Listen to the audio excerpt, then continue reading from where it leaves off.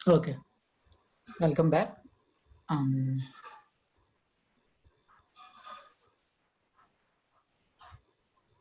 Okay, so మనం observation చూసాం. Observation లో మన కళ్ళను ఉపయోగించి అనేక వివరాలు తీసుకోవటం మనం చూసాం. ఇప్పుడు మనం ఇంటర్ప్రిటేషన్ చూడడానికి ప్రయత్నం చేస్తా ఉన్నాం. రైట్, వస్తాను కదా. Okay, right. సో ఇంటర్ప్రిటేషన్ ని నేను ఏ విధంగా చెప్పాను అని అంటే, అబ్జర్వేషన్ లో 14-15 స్టెప్స్ ఉన్నాయి. ఫస్ట్ థాట్స్ రాయటం, లేకపోతే వాక్య భాగాన్ని అనేక రకాలుగా ఊహించటం, పీపుల్ ని ఐడెంటిఫై చేయటం, ప్లేసెస్ ని ఐడెంటిఫై చేయటం, వర్బ్స్ ని ఐడెంటిఫై చేయటం, ఒకదాని తర్వాత ఒకటి చేసుకుంటూ వెళ్తాను. అయితే ఇంటర్ప్రిటేషన్ చాలా డిఫరెంట్గా ఉంది. ఇంటర్ప్రిటేషన్ లో ఏంటంటే, పరిశీలనలో రాసుకున్న వివరాలన్నీ నా ముందు పెట్టుకుంటాను. ఆ తర్వాత వివరణకు సంబంధించిన సూత్రాలేమో నా మైండ్ లో పెట్టుకొని వివరణని నా ముందున్నటువంటి పేపర్ మీద రాస్తాను. అయితే ఈ వివరణ రాసేటప్పుడు కొంత రఫ్ వర్క్ ఉంటుంది డెఫినెట్ గా. అంటే ఉదాహరణకు పదాలకు అర్థాలు కనుక్కోవాలి, లేకపోతే కాంటెక్స్ట్ చూడాలి. ఆ రఫ్ వర్క్ రాస్తా, రఫ్ వర్క్ వేరేగా రాసుకుంటా. కానీ అల్టిమేట్ అవుట్పుట్ ఏంటంటే యాక్చువల్ వివరణ, ఆ ప్యాసేజ్కి ఉన్నటువంటి వివరణని నా సొంత మాటల్లో రాయటం అన్నమాట. సో ఉదాహరణకి మనం ఈ లూకాసు వార్తలో మరియా మార్త కథను మనం చూస్తా ఉన్నాం. అయితే వివరణకు సూత్రాలు నేను చెప్తాను క్విక్ గా. వివరణకి సూత్రాలని మనం చెప్తా ఉన్నప్పుడు నేను మొత్తం 5 సూత్రాలు చెప్తాను. ఈ 5 సూత్రాలు మీ మైండ్ లో సింక్ అయిపోవాలి. ఇదే 5 సూత్రాలని అగైన్ అండ్ అగైన్ మనం వేరే వేరే భాషా భాగాల్లో ఏ విధంగా వాడతాం, వేరే వేరే జాన్రాలో ఎట్లా వాడతాం అనేది నేను చెప్తాను. సో నెంబర్ 1, అక్షరార్థంగా వివరణ చెప్పాలి. రచయిత చెప్పాలనుకున్నట్లు అర్థాన్ని కనుక్కున్నాం. సో అక్షరార్థంగా వివరణ చెప్పడం అంటే, ఏ పుస్తకాన్నైనా మనం జనరల్ గా చదువుతా ఉన్నప్పుడు కాకి కథ, కాకి వంగి రాళ్ళేసింది అని అనగానే మనం వెంటనే వెయిట్ వంగటం అనేది హ్యూమిలిటీకి నిదర్శనం. సో కాబట్టి కాకి కథలో నేను నేర్చుకోవాల్సింది హ్యూమిలిటీ అని అనమ్మా. మీరేమన్నారు? హ్యూమిలిటీ అని ఎవరో రాయాల. సో కాబట్టి ప్రతి దాన్ని కూడా దీనికి అది సాదృశ్యం, దానికి ఇది సాదృశ్యం అలా చెప్పకూడదు. బైబుల్లో అది సాదృశ్యం అని చెప్తే తప్ప మనం దాన్ని సాదృశ్యంగా తీసుకోకూడదు. రచయిత చెప్పాలనుకున్న అర్థం ఏంటి, ఆ అర్థాన్నే మనం కనుక్కోవడానికి ప్రయత్నించాలి. ఇప్పుడు యేసు పాదాల దగ్గర మరి ఉంది, మార్త పనిచేస్తా ఉంది. ఇది కథ. ఈ కథను చెప్పడం ద్వారా లూకా గారి ఉద్దేశం ఏంటి అది మనం గమనించాలి. లూకా గారి ఉద్దేశం ఏంటి? ఒక రకంగా చెప్పాలి అని అంటే, మనం యేసు ప్రభువుల వారి పాదాల దగ్గర నేర్చుకోవడానికి హైయెస్ట్ ఇంపార్టెంట్ ఇవ్వాలి, పనులన్నీ ఉన్నా గానీ అనేది ఆయన ఉద్దేశం. కానీ ఎవరో ఒక ఆయన యేసు పాదాలు అంటే సిద్ధపాటు అని అంటే దాని అర్థం ఏంటంటే, మరియ రెండో రాకడకు సిద్ధంగా ఉంది, నువ్వు నేను రెండో రాకడకు సిద్ధంగా ఉన్నావా అని అన్నాడు. తప్పు చేశాడు ఆయన, తప్పు ఇంటర్ప్రిటేషన్ చేశాడు ఆయన. సో కాబట్టి ఏ వాక్యానికి పడితే ఆ వాక్యానికి ఏది పడితే అది చెప్పకూడదు. అంటే మనం అందరం రెండో రాకడకు సిద్ధంగా ఉండాలి, కాదని అంటలే. కానీ లూకా గారు ఆ కథ రాసినప్పుడు దాని అర్థం మనందరం రెండో రాకడకు సిద్ధంగా ఉండమని కాదు. తెసలోనికలో రాసిన మొదటి పత్రిక 5వ అధ్యాయం చదివితే మనకు బాగా అర్థమవుతుంది రెండో రాకడకు సిద్ధంగా ఉండాలి. దాని ఇంటర్ప్రిటేషన్, దాని అప్లికేషన్ అది. సో దాన్ని గుర్తించాలన్నమాట. సో కాబట్టి ప్రతిదీ గుర్తుగా తీసుకోకూడదు. పాదాలంటే దీనికి గుర్తు, పని అంటే దానికి గుర్తు, ఇలా మనం తీసుకోకూడదు అనమాట. ఆ తర్వాత రచయిత ఒకవేళ అలంకారాన్ని వాడితే ఆ అలంకారాన్ని నేను తీసుకుంటా.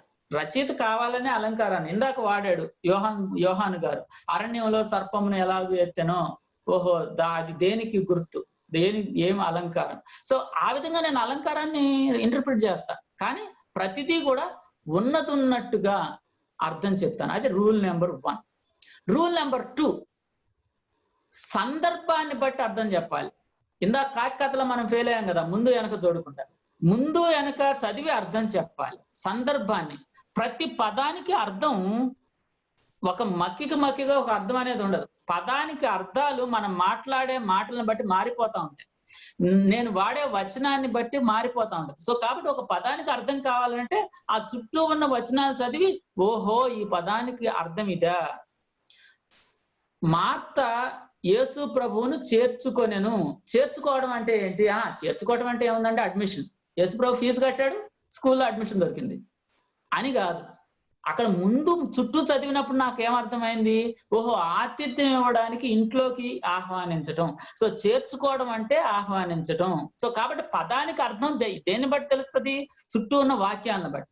అలాగే వాక్యానికి అర్థం దేన్ని బట్టి తెలుస్తది? చుట్టూ ఉన్నటువంటి పారాగ్రాఫ్లను బట్టి. ఒక పారాకి అర్థం దేన్ని బట్టి తెలుస్తది? ఆ పుస్తకాన్ని బట్టి. ఆ పుస్తకానికి అర్థం దేన్ని బట్టి తెలుస్తది? ఆ రచయిత రాసిన ఇతర పుస్తకాలను చూసినప్పుడు. ఆ తర్వాత ఆ మొత్తానికి అర్థం ఎలా తెలుస్తుంది? బైబిల్ని బట్టి. సో కాబట్టి ఒక వచనాన్ని మాత్రమే చదివి ముందు వెనక చదవకుండా దానికి ఏదో అర్థం చెప్పడానికి ప్రయత్నం చేస్తే మనం తప్పు చెప్పడానికి అవకాశం ఉంటుంది. సో కాబట్టి పీబీఎస్ చేసేటప్పుడు ఏదైనా ఒక పారాను పీబీఎస్ చేస్తే బుక్ మొత్తం చదవాలి. సో కాబట్టి సందర్భాన్ని బట్టి అర్థం చెప్పడం అని అంటే క్రింది ప్రశ్న సమాధానాలు వెతకాలి మనం. ఈ టెక్స్ట్ కి థీమ్ ఏంటి? ఈ పుస్తకంలో ఉన్న ముఖ్య భాగాలు ఏంటి? ఈ టెక్స్ట్ ఇక్కడ ఎందుకు రాయబడింది? ఈ సంఘటన ఎందుకు జరుగుతుంది? ఈ బోధ ఎందుకు జరుగుతుంది? దీనికి ముందు వెనుకున్నటువంటి సంబంధాలు ఏంటి? ఈ విషయాలన్నీ తెలుస్తూ మనం అర్థం చెప్పాలి. పరిశీలనలో గుర్తించిన పదాల అర్థాలు చూస్తూ ఆ అర్థాలకు అర్థాలను గమనిస్తూ మనం అర్థం చెప్పాలి. ఆ పదాలకు చాలా అర్థాలు ఉంటాయి, కానీ ఇక్కడ ఏ అర్థం ఉంది చూడాలి. బైబిల్ని వేరే వేరే ట్రాన్స్లేషన్ చదివితే ఇంకా మనకు బాగా అర్థమవుతూ ఉంటుంది అన్నమాట. సో కాబట్టి ఇక్కడ జనులు హజరేతులో నుంచి సాగి పారాన్ అరణ్యంలో దిగిరి అని ఉంది. అంటే సాగటం అంటే బబుల్ గమ్ సాగదీయటం కాదు, దిగటం అంటే మెట్లు దిగటము కాదు. మనకు తెలుసు సాగటం అంటే ఏంటో, దిగటం అంటే ఏంటో. అంటే వాళ్ళు ప్రయాణం చేశారని, దిగటం అని అంటే అక్కడ విశ్రాంతి తీసుకోవడానికి ఆగారని. సో అట్లా మనకు అక్కడ ఉన్నటువంటి ముందు వెనక పరిస్థితులను బట్టి మనకు అర్థం రావాలి. సో అదే నేను ఇందాక ఎక్స్ప్లెయిన్ చేస్తూ వచ్చాను. ఒక పదానికి అర్థం ప్యాసేజ్ చదివితే అర్థమవుతుంది, ఒక వచనానికి అర్థం ఆ చుట్టూ ఉన్న విషయాలను చదివితే అర్థమవుతుంది. సో ఆ విధంగా మనం అర్థం చెప్పాలే కానీ దాని ఒక్కదానికే బయటికి తీసి అర్థం చెప్తే తప్పు అర్థం రావడానికి అవకాశం ఉంది. ఆ తర్వాత ఇక్కడ మనం గ్రామర్ని కూడా చాలా జాగ్రత్త చూడాలి. అంటే అక్కడ పాస్ట్ టెన్సా, ప్రజెంట్ టెన్సా, ముందా, ఆజ్ఞ, రెండో రూల్లో భాగమే. సంబంధాలని వెతుకుతూ అర్థం చెప్పడం కూడా ఈ రెండో రూల్లో భాగమే. సో కాబట్టి ఈ విధంగా మొట్టమొదటి రూల్ ఏమో ఉన్నట్టుగా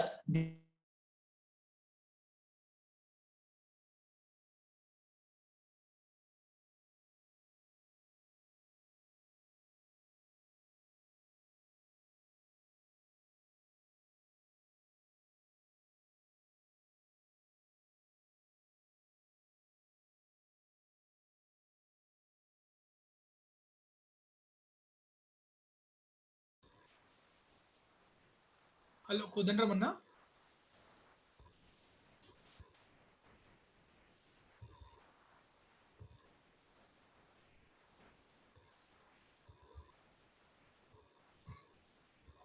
ఐ థింక్ చిన్న టెక్నికల్ ప్రాబ్లం వచ్చినట్టుంది. 1 minute అన్న జాయిన్ అవుతారు.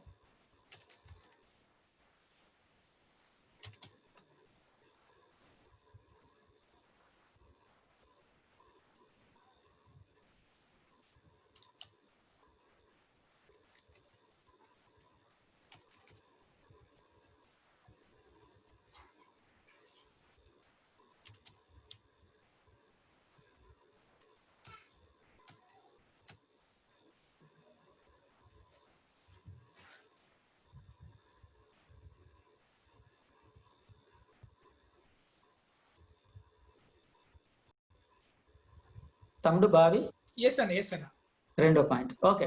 సో కాబట్టి మొట్టమొదటి పాయింట్ మనం ఏం చెప్పాము అని అంటే మొట్టమొదటి రూల్, రచయిత చెప్పాలనుకున్న అర్థం చెప్పాలి, ఉన్నట్టుగా చెప్పాలి. అది రూల్. రచయిత చెప్పాలనుకున్న అర్థం చెప్పాలి, ఉన్నట్టుగా చెప్పాలి. అది రూల్. రెండోది మనం తీసుకోవాలనుకున్నటువంటి అర్థం రెండోది. తమ్ముడు నా పీపీటీ కనపడుతుంది కదా? ఎస్ అన్న కనిపిస్తుంది. సో రెండో రూల్ మనం ఏం చూసాము అని అంటే ముందు వెనక చూసి అర్థం చెప్పాలి. ముందు వెనక చూసి ప్రతి పదానికి అర్థం చుట్టూ ఉన్నటువంటి వాక్యాలని చదివితే అర్థమవుతుంది.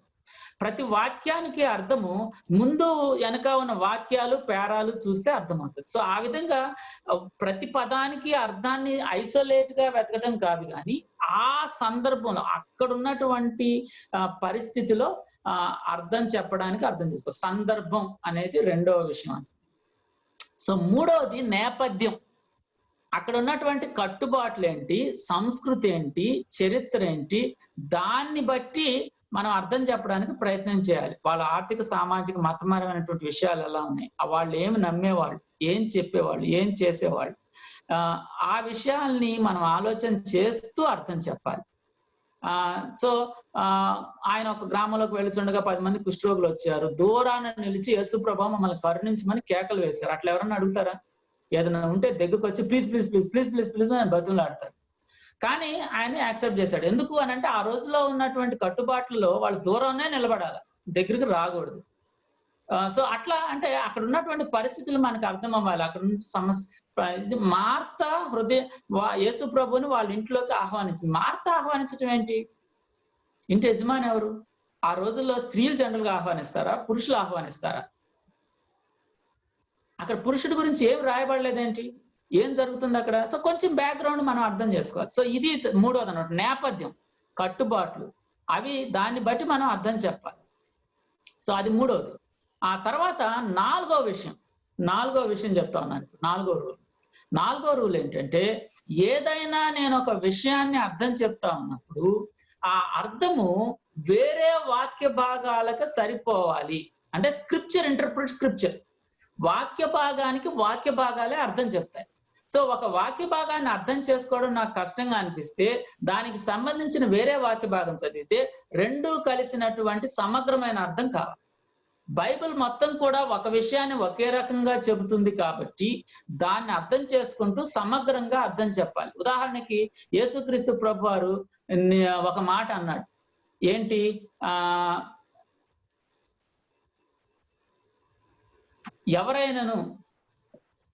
ఎవరైనాను నా యొద్దకు వచ్చి తన తండ్రినైనను, తల్లినైనను, భార్యనైనను, పిల్లలనైనను, తన ప్రాణమును సహా ద్వేషింపకుంటే వాడు నా శిష్యుడు కాడు. ఏంటి దీని అర్థము? ఓహో, నేను అందరినీ ద్వేషించాలన్నమాట అని చెప్పి నేను రేపు వెళ్ళి మమ్మీ నేను నిన్ను I don't love you, I hate you because Jesus Christ wants me to hate you అని అంటే మనం తప్పు చెప్పినట్టు అర్థమైపోతుంది. సో కాబట్టి ఇక్కడ మనం చెప్పాల్సిన విషయం ఏంటంటే, దీన్ని నేను మత్తయి శుభవార్త 10:37 వచనాన్ని తర్వాత ఎక్సోడస్ 20:12 కలిపి చూస్తే, తండ్రినైనను తల్లినైనను నాకంటే ఎక్కువగా ప్రేమించువాడు నాకు పాత్రుడు కాదు. అదే సందర్భంలో యేసుక్రీస్తు ప్రభువారు చెప్పినటువంటి ఎక్స్పాన్షన్, నీ దేవుడైన యెహోవా నీకు అనుగ్రహించే దేశంలో నీవు నీ దీర్ఘాయుష్మంతుడు నీ తండ్రిని తల్లిని సన్మానించాలి. సో కాబట్టి నాకు అర్థమైంది ఏంటి? దేవుడికి గౌరవాన్ని ఇవ్వాలి, తల్లిదండ్రుల్ని సన్మానించాలి. అయితే దేవుణ్ణి తల్లిదండ్రుల్ని కలిపి చూసినప్పుడు తల్లిదండ్రుల కంటే ఎక్కువగా దేవుణ్ణి ప్రేమించాలి. అది పాయింట్ అన్నమాట. సో కాబట్టి ఈ విధంగా మనం అర్థం చేసుకుంటూ వాక్యానికి పోల్చి అర్థం చెప్పాలి. అది. సో కాబట్టి తర్వాత చివరిగా ఐదవది, ఇదంతా చేసిన తర్వాత మనకు వచ్చినటువంటి అర్థాన్ని వేరే పెద్దవాళ్ళు రాసినటువంటి వివరణతో మన వివరణని చూసుకోవాలి. సో కాబట్టి ఇప్పుడు మనం చేసినటువంటిది క్రైస్తవ సిద్ధాంతానికి వ్యతిరేకంగా ఉందా, లేకపోతే అసలు మనం టోటల్ గా డీవియేట్ అయిపోయామా, ఈ విషయాలను మనం ఆలోచన చేస్తూ ఫైనల్ గా మన ఇంటర్ప్రిటేషన్ ని పెద్దవాళ్ళు రాసినటువంటి ఇంటర్ప్రిటేషన్ లో ఏదైనా మంచి కామెంటరీలో మనం సరి చూసుకోవాలి. సో దీనితోటి మన వివరణ కంప్లీట్ అవుతుంది. సో కాబట్టి ఈ విధంగా వివరణ చేసినప్పుడు వాక్య భాగానికి వివరణ అనేది మన దగ్గర బయటకు వస్తుంది. ఒక్కసారి నేను నా దగ్గర ఉన్నటువంటి ఒక వివరణని నేను మీతోటి పంచుకోవడానికి ఇష్టపడతాను. Okay, wait. షేర్. ఓకే, ఇక్కడ మీకు నేను ఆల్రెడీ చేసినటువంటి వివరణ నేను మీకు చూపిస్తా ఉన్నాను. చాలాసార్లు అబ్జర్వేషన్ ఈజీ అవుతుంది, ఇంటర్ప్రిటేషన్ కష్టం అవుతుంది అని అంటున్నారు. అందుకని సో అంతటి వారు ప్రయాణమైపోతుండగా ఆయన ఒక గ్రామంలో ప్రవేశించి, ఇది చెప్పిన కథ. సో అయితే ఈ రెడ్ లో ఉన్న వాక్య భాగానికి వివరణ ఇక్కడ రెడ్ లో రాశాను. అలాగే బ్లూలో ఉన్న, అంటే ఒక్కొక్క వాక్య భాగంలో ఒక్కొక్క దానికి మనం వివరణ రాస్తాం. యేసు మరియు ఆయన శిష్యులు ప్రయాణం చేస్తూ బేతనీ అనే గ్రామంలో ప్రవేశించారు. బేతనీ యూదయలో యెరూషలేముకు 3 కిలోమీటర్ల దూరంలో ఉంది. This is interpretation. ఇది వివరణ అన్నమాట. వివరణలో ముందు నేను హోంవర్క్ చేస్తాను. కాంటెక్స్ట్ ఏంటి, ఈ పదానికి అర్థమే అదేంటి, ఆ హోంవర్క్ అంతా రాస్తాను. ఫైనల్ గా అవుట్పుట్ ఏంటంటే, ఫైనల్ గా నాకు బయటకు వచ్చేది ఏంటంటే, ఈ టెక్స్ట్ లో రాజుల గురించి ప్రస్తావించబడలేదు. మార్త బహుశా ముగ్గురులో పెద్ద మరియు ఇంటికి యజమాని. సో ఈ టెక్స్ట్ లో మార్త యేసు ప్రభు మరియు శిష్యుల్ని ఆతిథ్యం ఇవ్వడానికి తన ఇంటికి ఆహ్వానించింది. మార్తకు ఆహ్వానించే హృదయం ఉంది.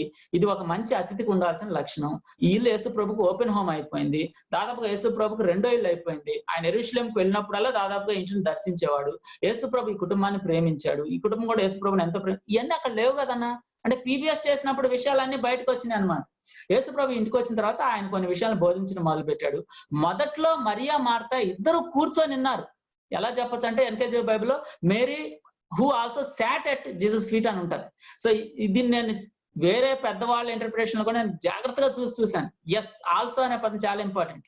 మొదట్లో మరియా మార్త ఇద్దరు కూర్చొని ఉన్నారు. ఆ తర్వాత మరియా మార్త ఇద్దరికి దేవుని వాక్యాన్ని నేర్చుకునే హృదయం ఉంది. యేసు ప్రభు మీద వారికి ఉన్న ప్రేమ. అయితే వింటున్న మార్త చేయవలసిన వంట పనుల గురించి ఆలోచన రాగానే దృష్టిని వాటి మీదకు మరల్చింది.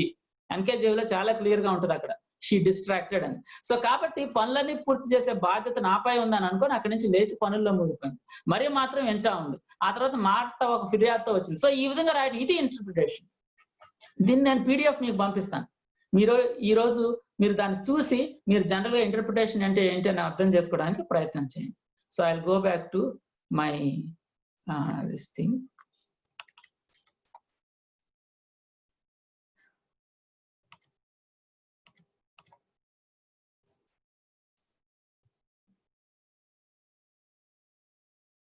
ఓకే, సో బొమ్మ వచ్చింది కదా, ఇంటర్ప్రిటేషన్ బొమ్మ. సో కాబట్టి మనం పరిశీలనలో రాసుకున్నటువంటి వివరణకు సంబంధించిన సూత్రాలని మైండ్ లో పెట్టుకొని, వివరణకు సంబంధించిన హోంవర్క్ అంతా ముందు చేసేసుకొని, కాంటెక్స్ట్ ఏంటి, ఆథర్ ఎవరు, లేకపోతే బ్యాక్గ్రౌండ్ ఏంటి, ఈ పదానికి అర్థం ఏంటి, దానికి అర్థం ఏంటి, అదంతా హోంవర్క్ చేసే ఆ తర్వాత వివరణని మొత్తాన్ని ఒక పేజీలో రాయడాన్ని వివరణ అంటారు. ఫైనల్ గా అప్లికేషన్, అన్వయం మన జీవితానికి దేవుని వాక్యాన్ని అప్లై చేసుకోవడం. సో నేను కొంచెం ఫాస్ట్ గా వెళ్తాను, ఎందుకంటే కనీసం ఒక్క వాక్య భాగం, నేను 10 వాక్య భాగాలు, ఒక్కొక్క వాక్య భాగానికి వేరే వేరే రూల్స్ ఉంటాయి. ఒక్కొక్క టైప్ జానరాకి ఒక్కొక్క రకాలైనటువంటి పద్ధతులు ఉంటాయి. సో ఆ డీటెయిల్స్ లోకి ఇన్డెప్త్ లోకి వెళ్ళడానికి ప్రయత్నం చేస్తూ ఫాస్ట్ గా చెప్పేస్తున్నాను. సో అన్వయానికి బహుశా 2-3 నిమిషాలు తీసుకొని ఆ తర్వాత ఫస్ట్ జానరాలోకి వెళ్దాం. అన్వయం అని అంటే వివరణలో తెలుసుకున్న దేవుని వాక్య సత్యాలు నా పరిస్థితులు, నా సమస్యలు, నా ప్రశ్నలు, నా జీవితానికి ఏ విధంగా ఉపయోగపడతాయి అని చూడడాన్ని అన్వయం అని అంటారు. మనందరికి బాగా తెలుసు ఈబిఎస్, మన ఈబిఎస్లు, బీబీఎస్లు, పీవీఎస్లు అన్ని చోట్ల అన్వయించుకుంటాం. సో కాబట్టి అన్వయం అనేది ఒక నిర్ణయం. అన్వయం అనేది మన జీవితంలో మనం మార్పు తీసుకోవాలని అనుకోవాలన్నమాట. సో కాబట్టి వాక్య భాగాన్ని వివరణ చేసి అన్వయించకుండా వదిలేస్తే మనకేమీ ఉపయోగం లేదు. మనం తప్పనిసరిగా అన్వయించుకోవాల్సిందే. అయితే ఇక్కడ నేను ఏం చేయాలంటే, ఈ విషయం నా జీవితంలో ఎలా పనిచేస్తుంది, మరి అలా చేసింది, మార్త అలా చేసింది, ఓకే నేనేం చేయాలి? ఓకే, ఈ కథ చదివానండి, ఈ కథకి అన్వయం ఇంటర్ప్రిటేషన్ రాశానండి, నేనేం చేయాలి? నా జీవితంలో ఏ మార్పు రావాలి? ఈ సత్యాన్ని నేను ఏ విధంగా ఆచరణలో పెట్టాలి? ఇది అన్వయం అన్నమాట. సో అన్వయాన్ని ఇందాక చెప్పాను కదా. సో ఇంతవరకు కూడా మనం మన కళ్ళు వాడాం, మనం బుర్ర వాడాం, ఇప్పుడు మన హృదయాన్ని వాడి వారధి కట్టాలి. సో కాబట్టి బోధని అన్వయం చేసుకునేటప్పుడు ఆ బోధ ప్రామాణికమైందా కాదా? సో ఉదాహరణకి ప్రామాణికమైందని ఎందుకు అన్నానంటే, అక్కడ ఒక ఆజ్ఞ ఇచ్చేసారు అనుకోండి, బోధ. నేను పత్రికల గురించి మాట్లాడుతున్నాను. Greet one another with holy kiss అని అన్నారు అనుకోండి, ఓహో కాబట్టి ప్రతి ఒక్కరికి ముద్దు పెట్టాలని చెప్పి చర్చికి వెళ్ళి ప్రతి సిస్టర్ దగ్గరికి వెళ్ళి, సిస్టర్ ముద్దు పెడతా, ఎందుకంటే పౌలు గారు ముద్దు పెట్టమన్నాడు అని అంటే చెప్పు దగ్గర కొడతారు. సో కాబట్టి అక్కడ greet one another with holy kiss అనేది ఆజ్ఞే, కానీ ఆ ఆజ్ఞ నార్మాటివ్ కాదు, ప్రామాణికమైన ఆజ్ఞ కాదు.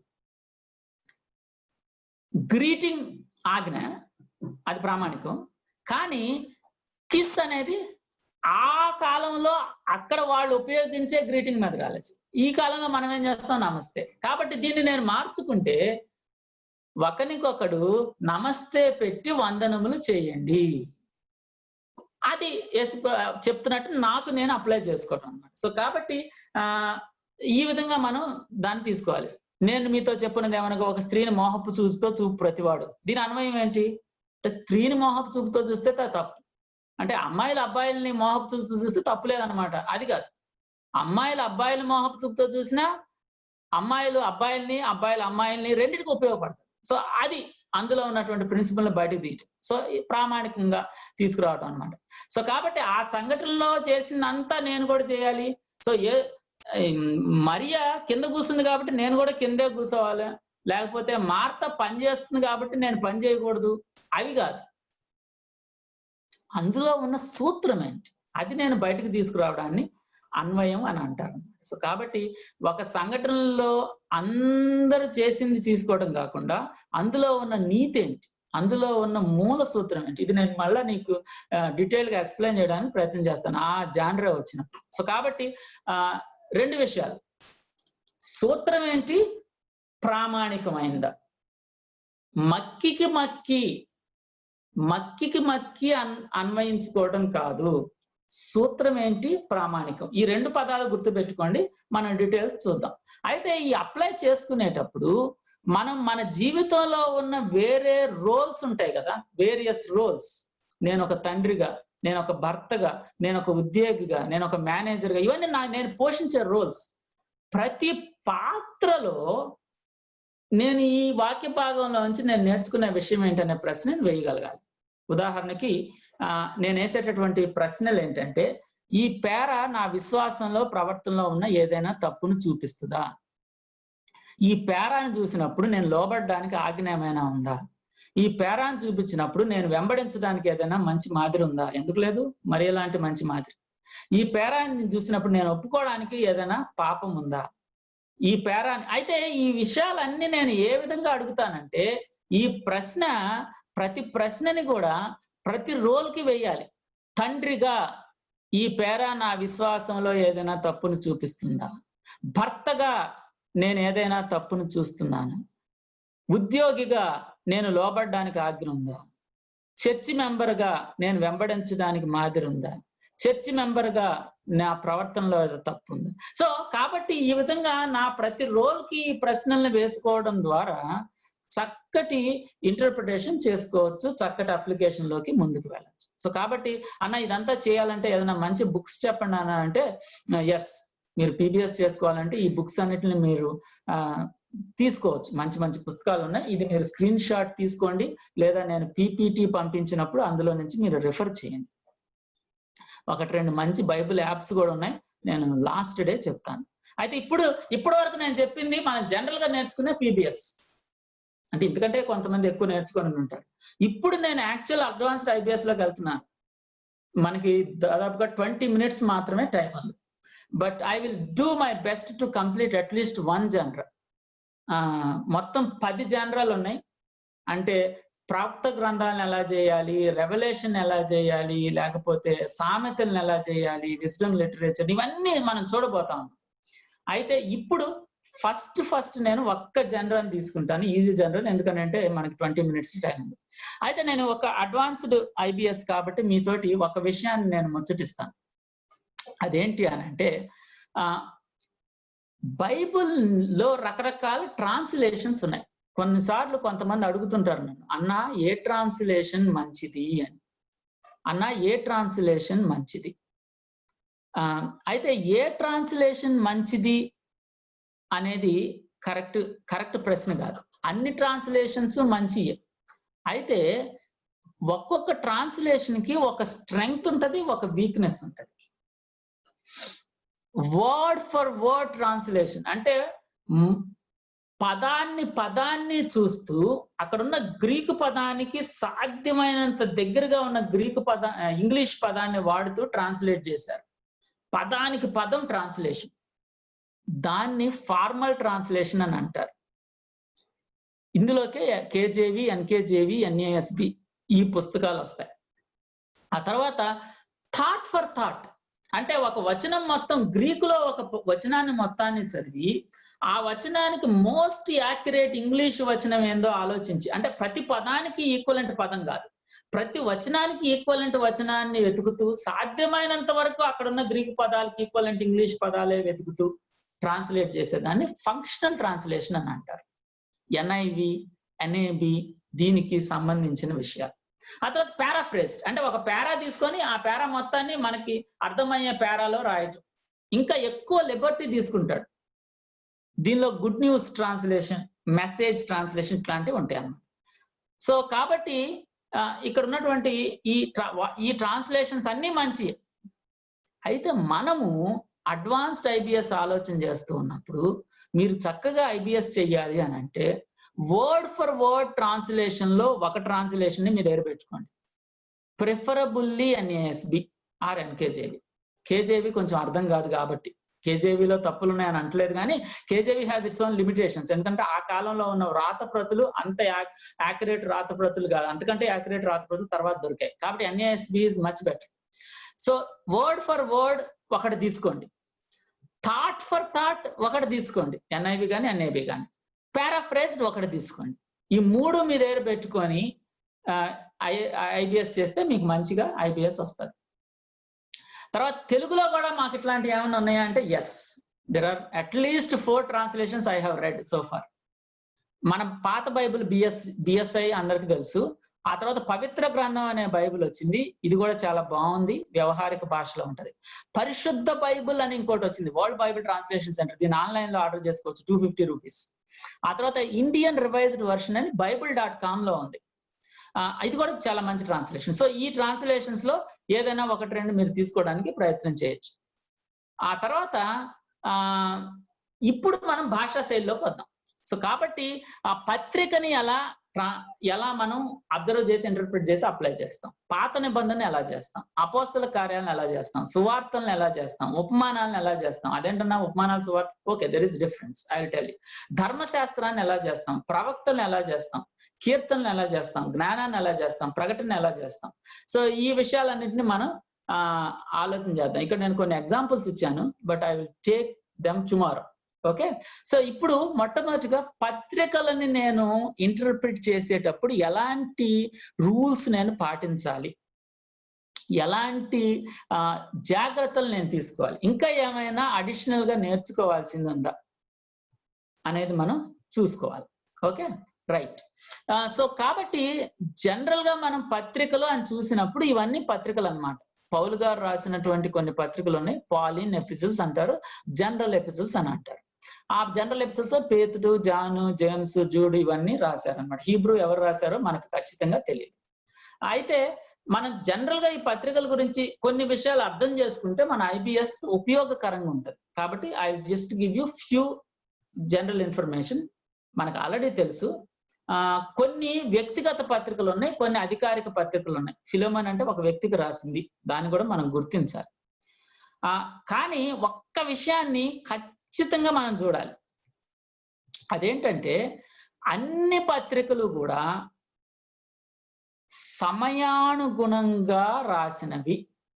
They are situational or occasional. అంటే ఏంటన్నా అని అంటే అక్కడ ఉన్నటువంటి ఒక పరిస్థితికి సమాధానంగా, అంటే ఉదాహరణకి కొరింథీయులకు రాసినటువంటి మొదటి పత్రిక, కొరింథీ వాళ్ళకి కొన్ని ప్రశ్నలు ఉన్నాయి. ఆ ప్రశ్నలన్నిటిని పౌలు గారి దగ్గరికి పంపించారు వాళ్ళు. అవన్నీ చదువుకొని పౌలు గారు ఓహో అని చెప్పి రెస్పాన్స్ రాశాడు. సో అక్కడ ఒక పరిస్థితి ఉంది, ఆ పరిస్థితికి సమాధానంగా. So every letter is occasional. అయితే ఈ ఒకేషన్ అనేది రీడర్స్ కు సంబంధించిన ఒకేషన్ అయి ఉండొచ్చు. అంటే వాళ్ళు కొన్ని ప్రశ్నలు ఉన్నాయి, అది ఆన్సర్ చేయటం, వాళ్ళు కొన్ని తప్పు డాక్ట్రిన్ లో ఉన్నారు, వాటిని ఆన్సర్ చేయాలి. లేదా ఆధారకు సంబంధించిన ఒకేషన్. నేను అన్ని ఈ వాటిని వెతికాను కానీ వాళ్ళకి కొంత నేను చెప్పాలి. తెస్సలోనిక సంఘాన్ని నేను స్థాపించి వచ్చాను కానీ ఇప్పుడు అక్కడ పరిస్థితులు ఏంటో, okay, let me right letter. So ఈ పరిస్థితి ఏంటి, ఆధారకు సంబంధించిన పరిస్థితి. సో కాబట్టి అక్కడ ఉన్నటువంటి పరిస్థితిని బట్టి రాయబడినటువంటి విషయాలు అని గుర్తుపెట్టుకోవాలి. కాబట్టి ఎందుకు ఈ మాట చెప్తున్నానంటే ఆ పరిస్థితి ఏంటో మనం అర్థం చేసుకోకుండా ఇదేదో జనరల్ థియలాజికల్ విషయాలే అని నువ్వు ఇంటర్ప్రిట్ చేయడానికి మొదలు పెడితే తప్పుడు ఇంటర్ప్రిటేషన్ రావడానికి అవకాశం ఉంది. కాబట్టి ఆ పరిస్థితి ఏంటి, ఆ ప్రాబ్లం ఏంటి, what is the situation, what is the occasion, అది నువ్వు బయటికి తీసుకురావాలి. ఓకే, ఆ తర్వాత రెండో విషయం ఏంటంటే వీటికి నా జీవితం మీద సంపూర్ణ అధికారం ఉంది. మూడోది, సార్ మీరు పత్రికలు లెటర్స్ అని అంటున్నారు కదా, ఒక ఆయన ఇంకొక ఆయనకి లెటర్ రాస్తే నాకేంటి అని అంటే no, these are intended for Christian community. కొలస్సీలో ఉన్న పరిశుద్ధులందరికీ. పౌలు గారు దేవుడిచ్చిన అధికారాన్ని బట్టి, పేతురు గారు దేవుడిచ్చిన అధికారాన్ని బట్టి ఒక అపోస్తలుడుగా రాశాడు. కాబట్టి అందులో ఏ అనుమానము లేదు. మన అందరికీ సంబంధించిన అని అనటంలో ఏ అనుమానము లేదు. ఆ తర్వాత ఈ పత్రికల్లో కొన్ని ఒక సంఘానికి రాశారు, కొన్ని అనేక సంఘాలకు. ఉదాహరణకి జేమ్స్ గాని, ఫస్ట్ పీటర్ గాని ఇలాంటివి అనేక సంఘాలకు రాయబడ్డాయి. ఆ రోజుల్లో ఉన్న నామన్క్లేచర్ ఏంటంటే, ఒక్కళ్ళు చదువుకోవడానికి రాసేదాన్ని లెటర్ అనేవాళ్ళు, పబ్లిక్ గా అందరినీ కూర్చోబెట్టి చదివి వినిపించడానికి రాసేదాన్ని ఎపిజిల్ అనేవాళ్ళు. సో మనం ఎపిజిల్స్ గురించి మాట్లాడుతున్నా అన్న విషయాన్ని గుర్తుపెట్టుకోవాలి. సో కాబట్టి ఇవి మనకు ఉపయోగపడతాయి. These are not just letters, they are epistles, public reading కోసం రాయబడ్డ విషయాలు. అయితే ఏముందన్నా ఇందులో ఇంటర్ప్రిటేషన్ ఎందుకు డిఫికల్ట్ అంటే, ఇది డిఫికల్ట్ ఎందుకనంటే, నువ్వు అలా నడుచుకుంటూ వెళ్తా ఉన్నావు అనుకో క్యాంపస్ లో, నీ పక్కనే ఒక ఫ్రెండ్ గాడు ఎవరితో మాట్లాడుతున్నాడో తెలియదు, వాడు ఏదో కంగారు పడుతూ హైరాన్, అరే అట్లా జరిగిందా, హై బాబాయ్, అమ్మో నాకు గుండె దాడి వచ్చేస్తుంది, అయ్యో అమ్మో అంటున్నాడు అనుకో. నువ్వు ఏమమ్మో ఏమయ్యో, అరే ఈడెప్పుడు సంతోషంగా ఉంటాడు కదా, ఏం జరుగుతుంది? ఇప్పుడు నువ్వు ఇంటర్ప్రిట్ చేయి. చాలా కష్టం దాన్ని ఇంటర్ప్రిట్ చేయటం. ఇప్పుడు మనం ఉన్న పరిస్థితి అదే. ఏంటంటే, కొరింథీయులకు రాసిన మొదటి పత్రికలో వాళ్ళు పౌలు గారికి పంపించిన క్వశ్చన్లు లేవు, పౌలు గారు వాళ్ళకి పంపించిన ఆన్సర్ ఉంది. అంటే నువ్వు ఒక పక్కనే వింటున్నావు, పరిస్థితి నీకు తెలీదు, పరిస్థితి గురించి రాసిన లెటర్ నువ్వు చూస్తున్నావు. సో ఈ లెటర్ని బట్టి, బైబిల్లో యాక్ట్స్, మిగతా పరిస్థితులను బట్టి ఆ పరిస్థితిని మనం రీకన్స్ట్రక్ట్ చేసి అప్పుడు మనం వివరణ చెప్పాలి. అప్పుడు వివరణ ఖచ్చితంగా ఉంటుంది. అన్న ముసుగేసుకోవాలా ముసుగేసుకోకూడదా? ఎక్కడ ప్రాబ్లం వస్తుందంటే, పరిస్థితిని రీకన్స్ట్రక్ట్ చేసుకోకుండానే నువ్వు కంక్లూజన్స్ లోకి దూకావనుకో తప్పు వస్తుంది.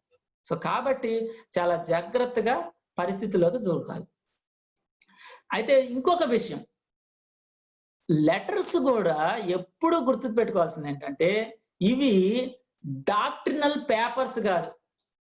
ఎల్టీ క్యాంప్ అయిపోగానే ట్రినిటీ మీద ఒక పేపర్ 4 పేజీలు ప్రింట్అవుట్ ఇస్తారు. సిఎంటిసి అయిపోగానే రిజర్వేషన్ మీద ఒక ప్రింట్అవుట్ ఇస్తారు. ఓహో, అది ట్రినిటీ గురించి రాయబడినటువంటి సమగ్రమైనటువంటి అధ్యయన పేపర్. అట్లా లెటర్స్ అధ్యయన పేపర్లు కాదు, క్రైస్తవ వేదాంతాన్ని వివరించడానికి మాత్రమే రాసినవి కాదు. కానీ క్రైస్తవ వేదాంతాన్ని మానవ జీవితాలకు అప్లై చేస్తూ రాసినవి. కాబట్టి దాన్ని మనం గుర్తుపెట్టుకోవాలి.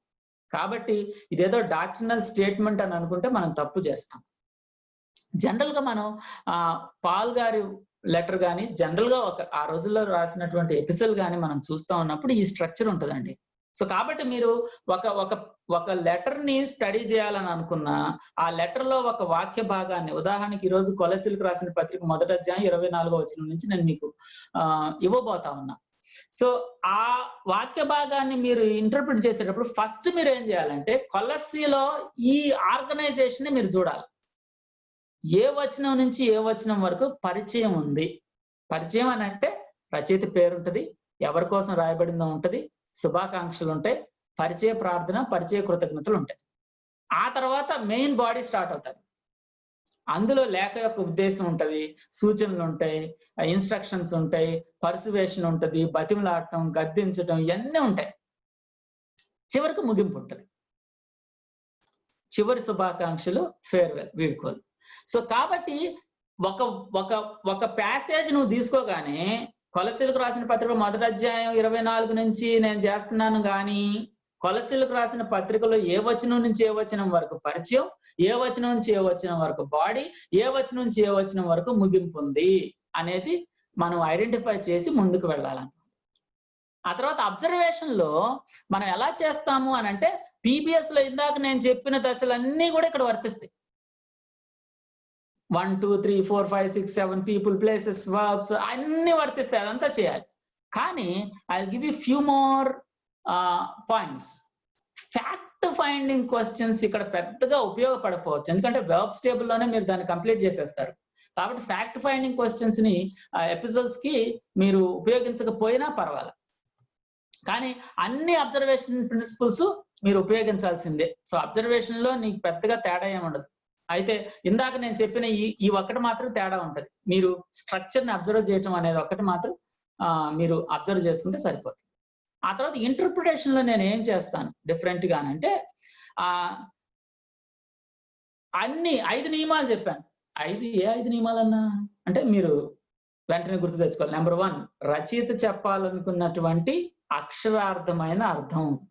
నెంబర్ 2, అక్కడ ఉన్నటువంటి ఆ సందర్భాన్ని ముందు వెనక చూసినటువంటి అర్థం, సందర్భం. పదానికి, వచనానికి, పేరాకి సందర్భం. నెంబర్ 3, నేపథ్యం, కల్చరు, కస్టమ్స్, బ్యాక్గ్రౌండ్స్, అలవాట్లు, కట్టుబాట్లు. నెంబర్ 4, వాక్యాన్ని వాక్యాంతో పోల్చి బైబుల్ మొత్తం ఒకే విషయాన్ని చెప్తుంది అనేసి థియలాజికల్ కన్సిస్టెన్సీ, కోరిలేషన్ ఏదైనా పదాన్ని వాడు వాక్యాన్ని వాక్యంతో పోల్చి బైబిల్ మొత్తానికి సమగ్రం. ఈ వచ్చిన ఈ 5 రూల్స్ మర్చిపోదు మీరు. 5వది ఏంటి? మన వాక్య భాగాన్ని, మన అర్థాన్ని వేరే వాళ్ళ అర్థంతో. ఆ 5 రూల్స్ ఇక్కడ కూడా వాడాలి. అయితే ఇంకా కొన్ని ఎక్కువ రూల్స్ నేను చెప్తాను, కొన్ని ఎక్కువ సూచనలు. రూల్స్ అని అన్నది దీన్ని. రూల్ వాడేటప్పుడు ఎక్కువగా మీరు తీసుకోవాల్సిన జాగ్రత్తలు చెప్తాను. ఉదాహరణకి రూల్ 3 మీరు వాడేటప్పుడు, కొలస్సీలకు రాసిన పత్రిక చేస్తున్నారు, రూల్ 3 వాడేటప్పుడు ఐ గివ్ యూ 12 క్వశ్చన్స్. ఈ 12 క్వశ్చన్స్ ని మీరు ముందు ఆన్సర్ చేయండి. ఆన్సర్ చేసిన తర్వాత ఇంటర్ప్రిటేషన్ కంప్లీట్ చేయడానికి ముందుకు వెళ్ళండి.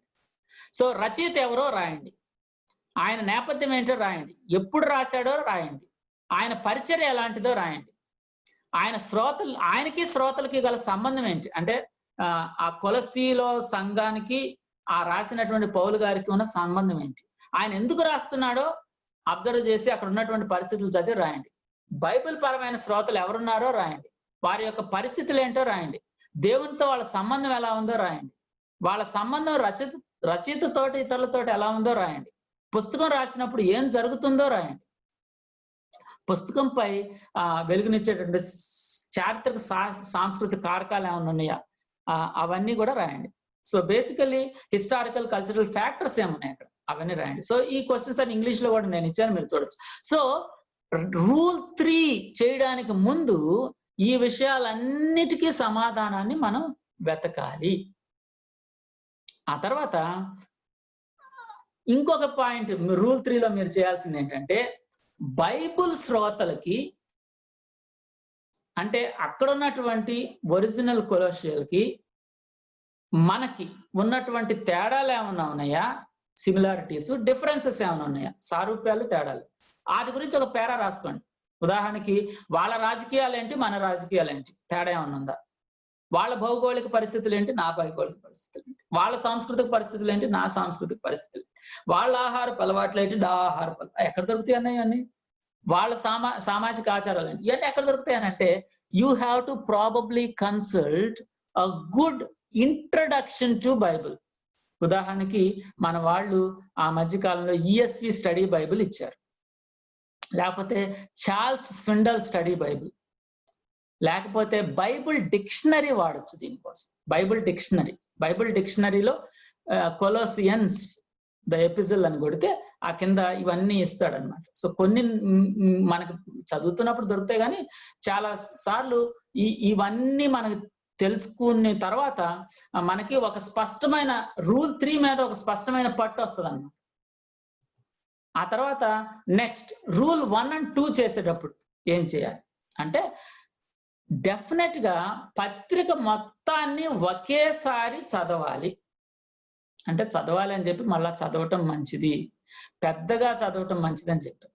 అంటే లోపల చదువుకోవటం ఉపయోగం ఉంటది, కానీ గట్టిగా చదివినప్పుడు మన చెవులు, ముక్కు, నోరు అన్ని పనిచేస్తూ ఉంటాయి, కళ్ళు అన్ని. సో కాబట్టి గట్టిగా చదవాలి ఒకేసారి. ఒక అరగంట పట్టుద్దేమో, ఫైన్ అన్న. రోమా పత్రిక లాంటివి అంటే కనీసం 2 సిట్టింగ్లో చదువు, 2-1 hours, ఇట్స్ ఓకే. ఎందుకన్నా చదివేది ఇంతకీ? చదివితే ఏమొస్తుంది అన్న? మొత్తం మర్చిపోతానుగా. మర్చిపోవద్దా, అక్కడికే వస్తున్నా. మర్చిపోకుండా ఈ పత్రిక చదువుతూ ఉన్నప్పుడు నువ్వేం చేస్తావంటే, ఈ ఆడియన్స్ గురించి ఈ పత్రికలో ఏం రాశారు, వాళ్ళ సమస్యలు ఏంటి, వాళ్ళు యూదుల, గ్రీసు దేశస్తుల, సంపన్నుల, దాసుల, వాళ్ళ వైఖరి ఏంటి, వాళ్ళు ఎలాంటి సమస్యల్లో ఉన్నారు, అదంతా కూడా మీరు ఒక పేపర్ పెట్టుకొని రాసుకుంటూ చదువుతూ బిగ్గరగా చదువుతూ ముందుకెళ్ళిపోండి. ఆ తర్వాత రెండోది ఆదర్ యొక్క వైఖరి. అంటే పౌలని రాశాను ఇక్కడ నేను, ఎందుకంటే కొలెస్టియన్స్ ఎగ్జాంపుల్ ఇవ్వబోతా ఉన్నాను. ఆదర్ యొక్క వైఖరి అంటే ఆదర్ కోపంగా ఉన్నాడా, ఇసుగ్గా ఉన్నాడా, వాళ్ళని పోగొడుతున్నాడా, తిడుతున్నాడా, ఏం చేస్తున్నాడు, ఆయన యాటిట్యూడ్ ఎలా ఉంది అనేది మీరు ఒక పేపర్ మీద రాసుకుంటూ పత్రిక మొత్తాన్ని చదవాలి. ఆ తర్వాత ఏమైనా ప్రత్యేకమైన విషయాలు అంటే ఎప్పుడు మీకు తెలియని కొత్త విషయాలు, స్పెసిఫిక్ థింగ్స్, ఒకేషన్ కి సంబంధించిన, అంటే ఇప్పుడు విగ్రహములకు బలి అర్పించబడిన విషయము, ఓహో అంటే వాళ్ళు ఆ క్వశ్చన్ అడిగారు అనమాట, ఈయన సమాధానం రాస్తున్నాడు. వివాహానికి సంబంధించిన విషయము, దీనికి సంబంధించి ఓహో ఇది అయి ఉంటది అనమాట. సో కాబట్టి ఒకేషన్ ని ఎలా నేను ఈ చదువుతూ ఉన్నప్పుడు బయటకు తీసుకొని వస్తాను. మీరు పంపించినవి ఫిలిప్పీలకు రాసిన పత్రికలు రాస్తారు, ఎపఫ్రోదితు వల్ల పుచ్చుకొని నేను చక్కగా ఉన్నాను, ఓహో అంటే వాళ్ళు పంపించారనమాట, ఓహో దానికి రెస్పాన్స్ గా రాశారు అంటే పత్రిక చదువుతూ ఉన్నప్పుడే నీకు ఒకేషన్ అర్థమవుతుంది. సో దాన్ని నోట్ చేసుకుంటూ బిగ్గరగా పత్రిక చదవాలి.